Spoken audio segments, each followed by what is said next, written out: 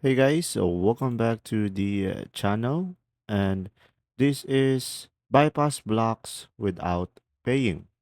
So guys, I have this application over here called Turbo VPN Lite. This will be available on the Google Play Store. So make sure to download this application into your device.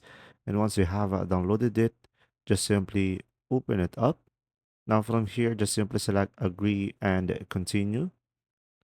Now, here, as you can see right away, it is a very simple app. You can just simply tap to connect, and it will automatically connect you to a VPN, and you should be able to have a free VPN into your device.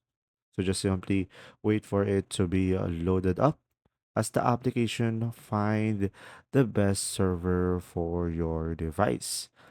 Now from here, it will ask you a connection request. So just simply select OK in order for you to proceed with this process. And right now we are currently connecting to a server.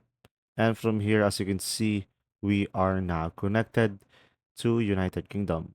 And of course, if you want to change the location, you can just simply select the flag on the top right corner of the screen, and you should be able to see here multiple options that you could choose from. But down below, you should be able to see the Pro version if you want to subscribe to their Pro version.